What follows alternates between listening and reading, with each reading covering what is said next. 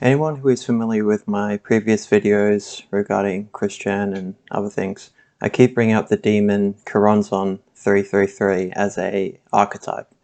So I decided, for those who don't know, many probably already know what I'm going to sort of go into, but I'm going to do it anyway for the sake of context.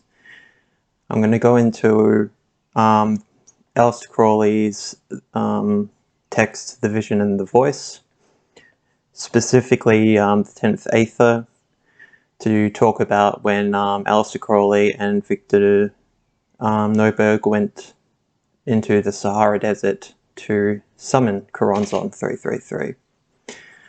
And I thought I would read that to you. It's in the public domain, so it's not under copyright. You should be able to find a copy of The Vision of the Voice somewhere online if you're interested. And with regards to this ritual, we'll warn some people, it is a little bit, if you're a vegan or something, you might find it a bit offensive, but you know, this is magic. It's not all dancing around a tree in Wicca. If you want to go deep into things, sometimes you have to go into the darkness before you can reach a form of enlightenment into the light. So with no further ado, I will go into this Aethyr of the Vision, the Voice. Actually, before that, I'll just make things clear. This is from a type of magic called Enochian magic that was found by Dr. John Dee, who was a court astrologer for Queen Elizabeth, and also Sir Edward Kelly, who was his scryer, and they pulled forth this language. They call it Enochian. There's a lot of evidence that this language actually existed. And this was during the Middle Ages, just prior to the Renaissance. And I'll definitely have to make some videos talking about Dr. John Dee and Sir Edward Kelly, because things get very interesting with them. That's where 007 comes from. Anyway, I'll go into that another time. But they were the first people to stumble across this demon, Choronzon. And the 333 stands for Chaos, Cancer, and Cholera, if people wanted to know. Also,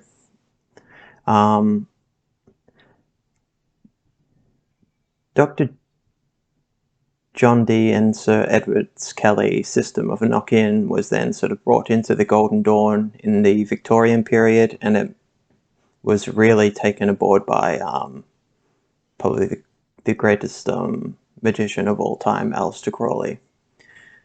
And what I'm about to read is a Class A publication. It's one of the core sacred sort of documents within Thelema.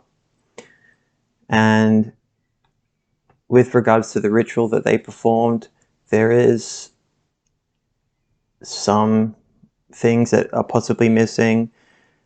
They may have done a little bit more than what they have written in the account, mostly regarding the possibility of Victor Neuburg and Aleister Crowley using some form of homosexual sex magic in order to bring forth Choronzon, and essentially unleashing it onto this reality. I don't know for sure if that's true or not.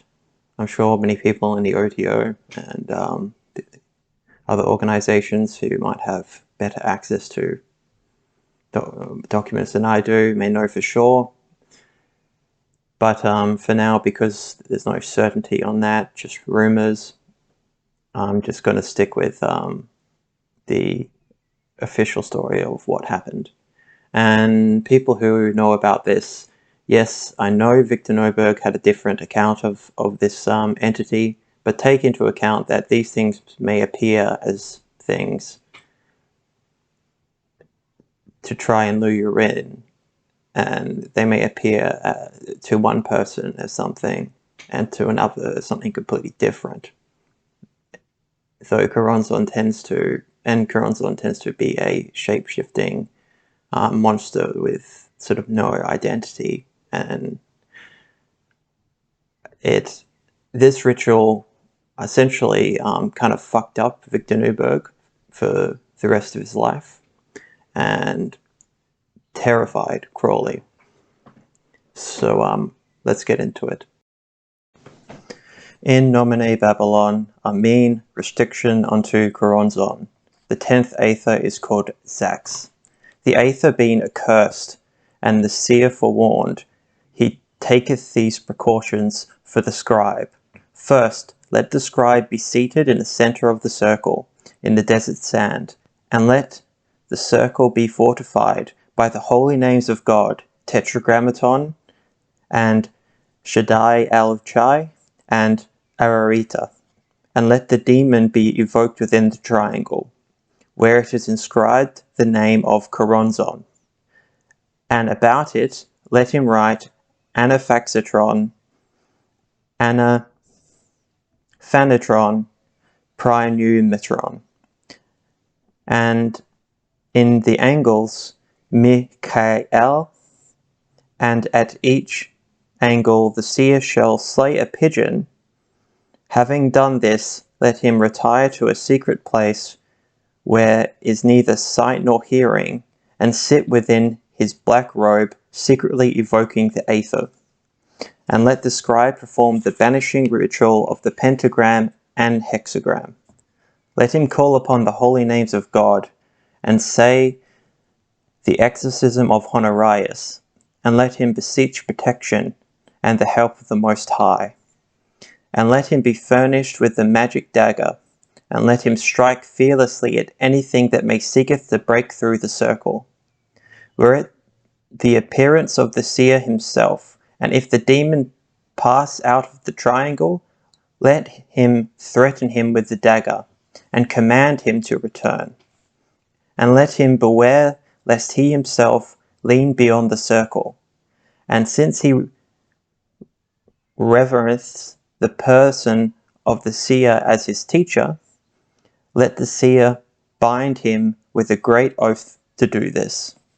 Now then, the seer being entered within the triangle, let him take the victims and cut their throats, pouring the blood within the triangle, and being the most heedful that not one drop fall without the triangle, or else Choronzon should be able to manifest in the universe. And when the sand hath sucked up the blood of thy victims, let him recite the call of the Aethyr apart secretly as foresaid. Then will the vision be revealed, and the voice heard. The oath. I, Omina Vanicum, a probationer of the AA, hereby solemnly promise upon my magical honour, and swear by Adonai, the angel that guardeth me, that I will defend this magic circle of art with thoughts and words and deeds. I promise to threaten with the dagger and command back into the triangle the spirit incontinent, if he should strive to escape from it, and to strike with a dagger at anything that may seek to enter this circle. Were it in the appearance of the body of the seer himself, and I will be exceedingly wary, armed against force and cunning, and I will preserve with my life the inviolability of this circle. Amen. And I summon mine holy guardian angel to witness this mine oath, which if I break, may I perish forsaken of him. Amen and Amen. The cry that is the 10th Aethyr that is called Zax. There is no being in the outmost abyss, but constant forms come forth from the nothingness of it.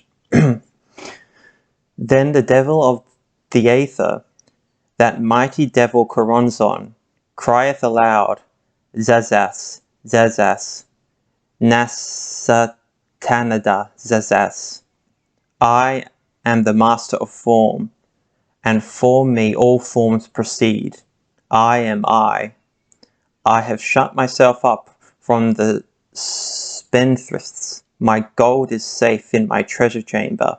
I have made every living thing my concubine, and none shall touch them, save only I. And yet I am scorched even while I shiver in the wind. He hatheth me and tormenteth me. He would have stolen me from myself, but I shut myself up and mock at him, even while he plagueth me. From me come leprosy and pox and plague and cancer and cholera and the falling sickness. Ah, I will reach up to the knees of the Most High and tear his phallus with my teeth, and I will bray his testicles in a mortar and make poison thereof to slay the sons of men. Here the spirit simulated the voice of Frater P, which is Aleister Crowley, which also appeareth to come from his station and not from the triangle. I do not think I can get any more. I think that's all there is. The Frater was seated in a secret place, covered completely by a black robe, in a position called the Thunderbolt. He did not move or speak during the ceremony. That's Aleister Crowley, and the scribe is Victor Neuburg. The thing speaking is Choronzon. Next, the scribe was hallucinated, believing that before him was a beautiful courtesan, whom previously he had loved in Paris.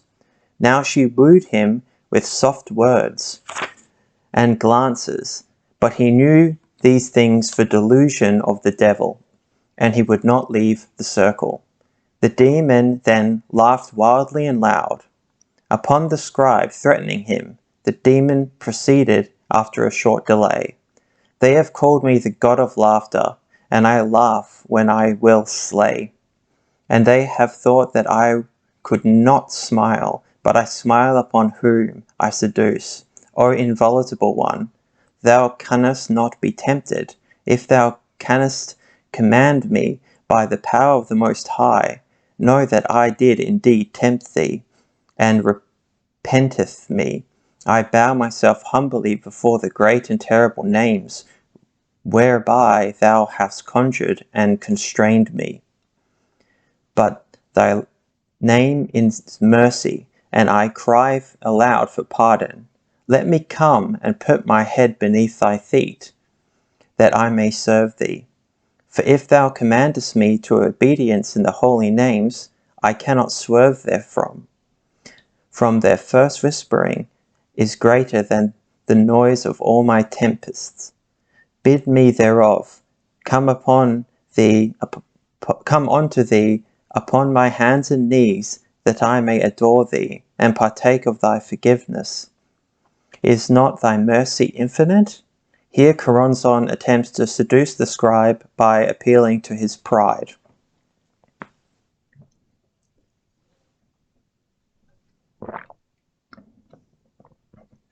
But the scribe refused to be tempted, and commanded the demon to continue with the Aethyr.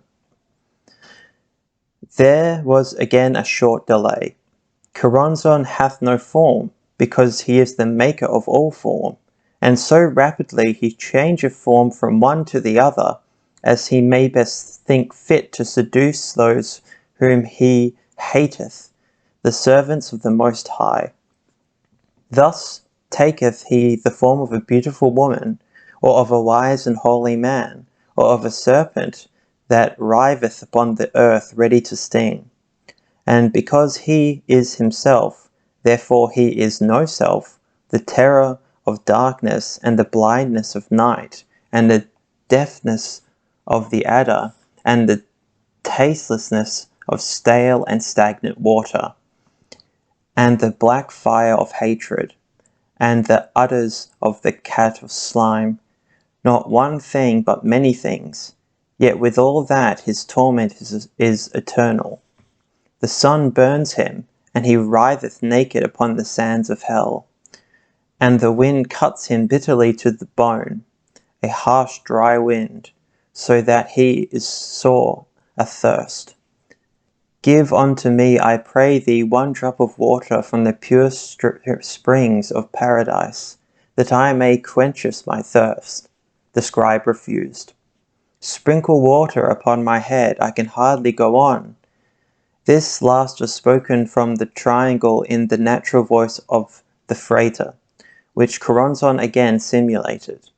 But he did not succeed in taking the Frater's form, which was absurd.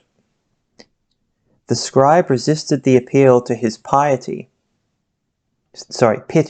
and conjured the demon to proceed by the names of the Most High.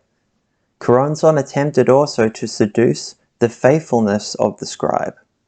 A long colloquy ensued. The scribe cursed him by the holy names of God and the power of the pentagram.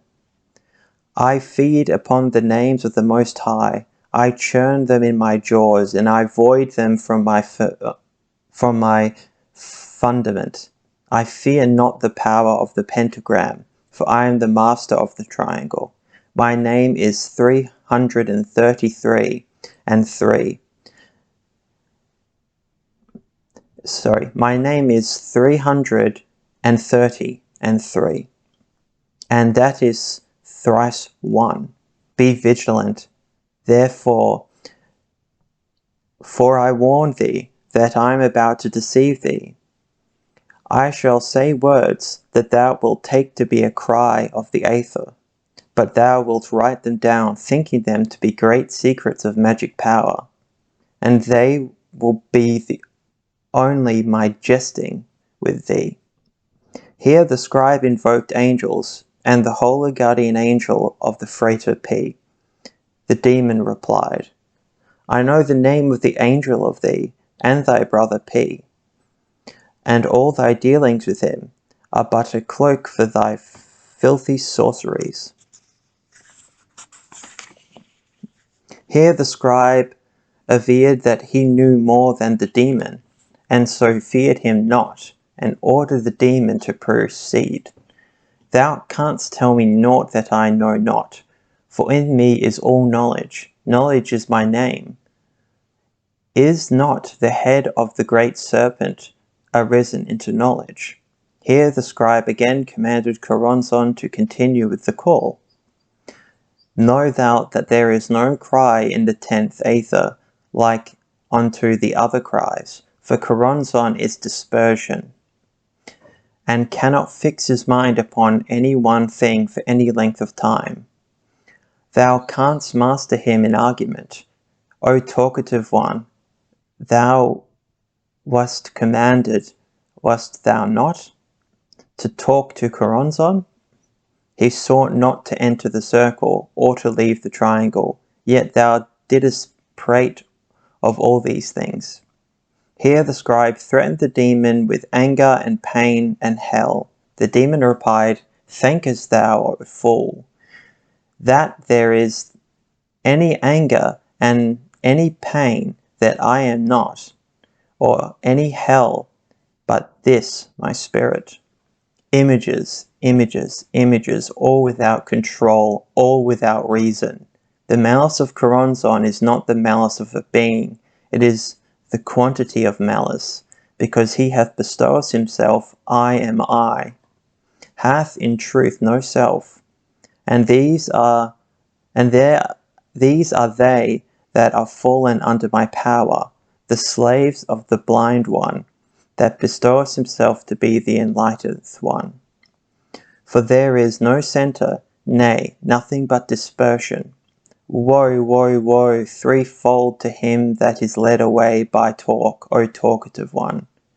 O thou that have written 32 books of wisdom, and the art more stupid than an owl, by thine own talk is thy vigilance wearied, and by my talk art thou befooled and tricked, O thou that sayest that thou shalt endure. Knowest thou how nigh thou art to destruction? For thou art the scribe, hast not the understanding. Originally for understanding was written power. Choronzon was always using some word that did not represent his thought. Because there is no proper link between his thought and speech, note that he never seems to be able to distinguish between the Frater and the scribe, and addresses first one, then the other, in the same sentence. That alone availeth against Choronzon. And wert thou not protected by the holy names of God and the circle, I would rush upon thee and tear thee. For when I made myself like unto a beautiful woman, if thou hadst come to me, I would have rotted thy body with the pox, and thy liver with cancer, and I would have torn off thy testicles with my teeth. And if I had seduced thy pride, and thou hast bidden me to come into the circle, I would have trampled thee under foot, and for 1,000 years shouldest thou have been but one of the tapeworms that is in me. And if I had seduced thy pity, and thou hast poured one drop of water without the circle, then would I have blasted thee with flame. But I was not able to prevail against thee. How beautiful are the shadows of the ripples of the sand! Would God that I were dead! For know that I am proud and revengeful and lascivious, and I prate even as thou. For even as I walk among the sons of God, I heard it said that P, which is code for Aleister Crowley, could both will and know, and might learn at length to dare, but that to keep silence he should never learn. O thou art so ready to speak, so slow to watch, thou art delivered over unto my power for this. And now one word was necessary unto me, and I could not speak it.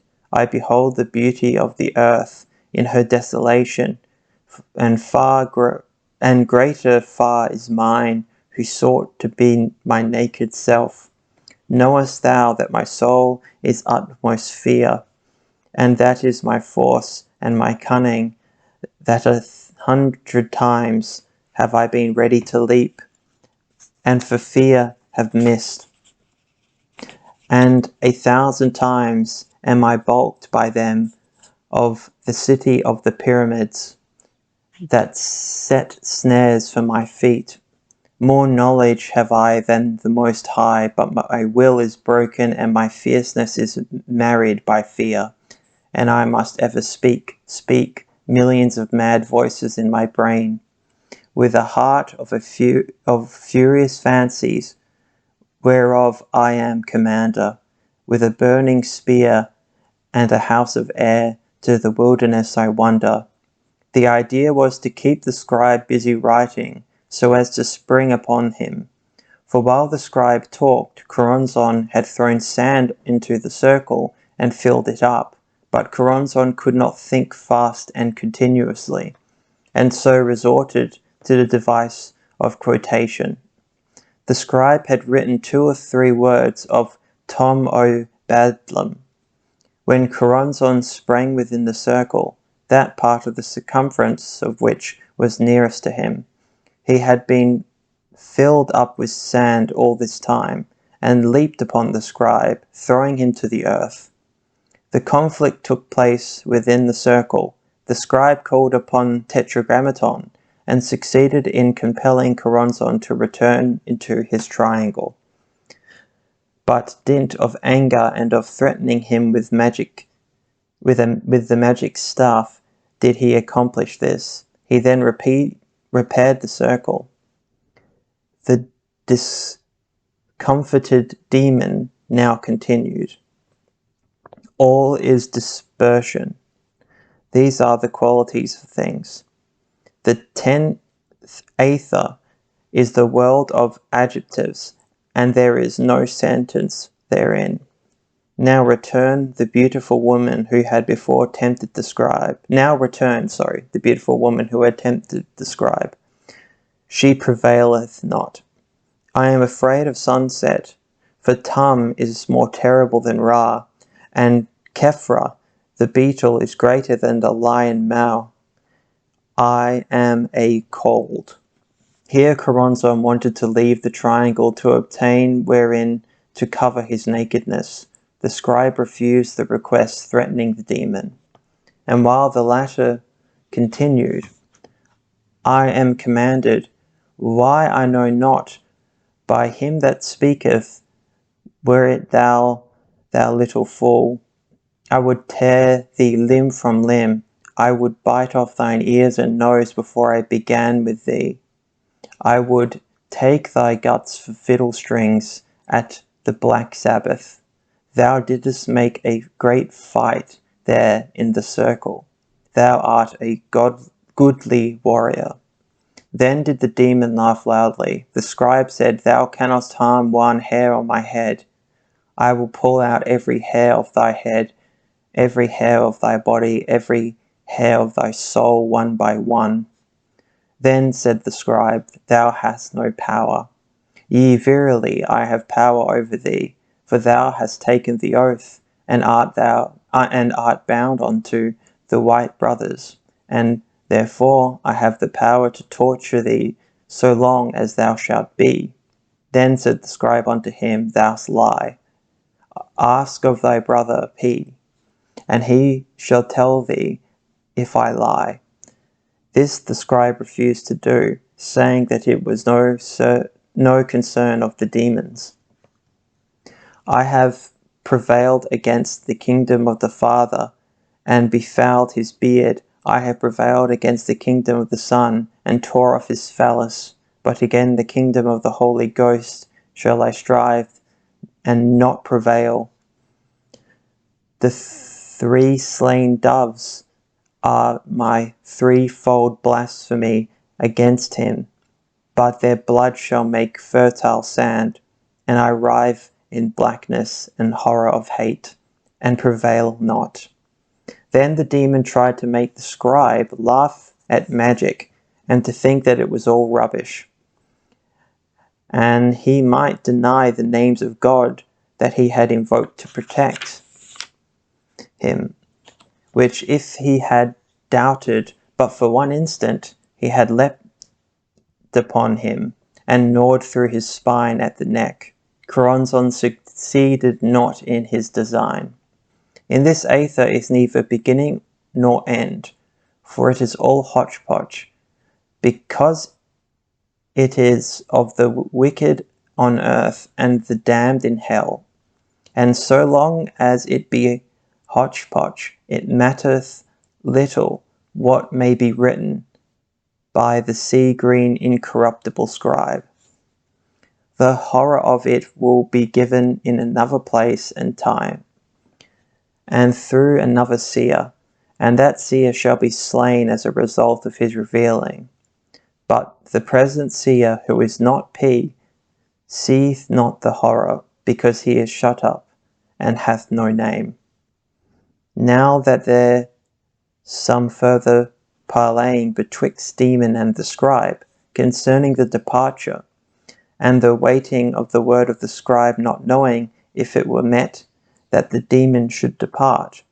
Then the seer took the holy ring, and wrote the name Babylon, that is victory over Choronzon, and he was no more manifest.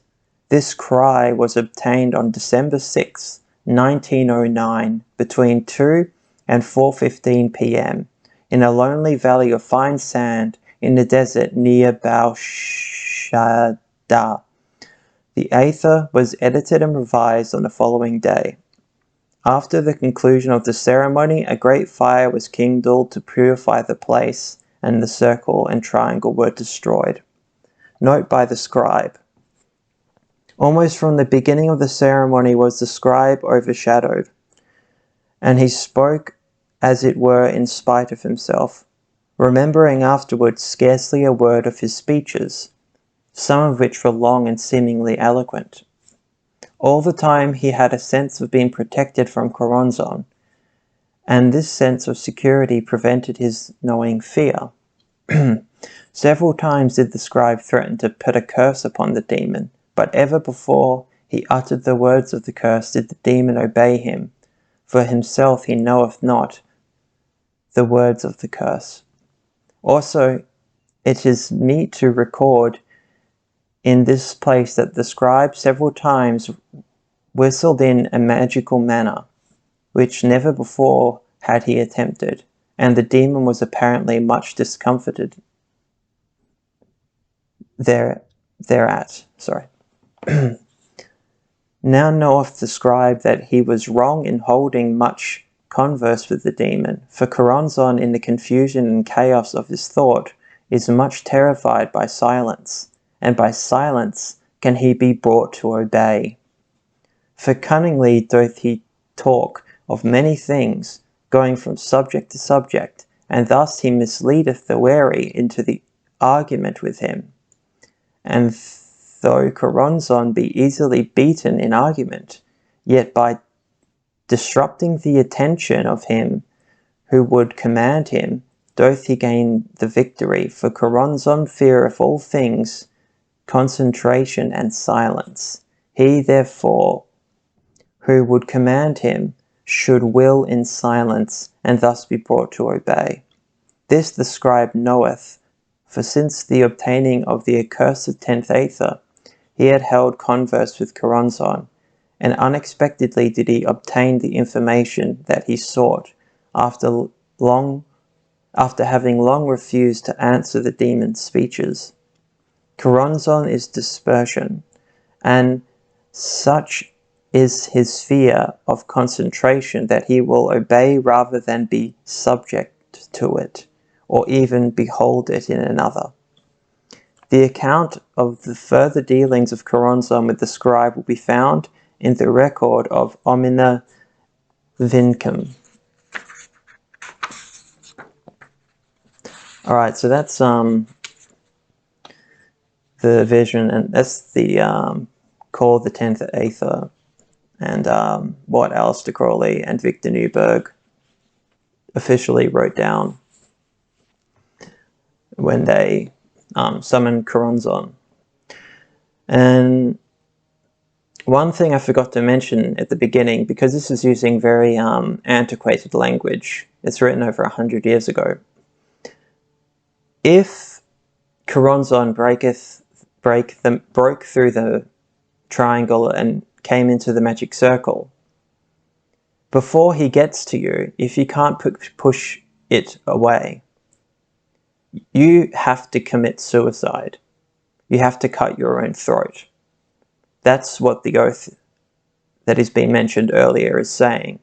Otherwise you will become one of the many tapeworms within Choronzon. Essentially, you have to commit suicide in order to save your soul from this demon. Now, Choronzon is pretty much the most, in my opinion, terrible demon that exists within our time. And I thought I would just give people some context a bit more into those of whom who aren't engaged in the occult or the Western esoteric tradition, to get some context of where these archetypes and stuff are coming from. And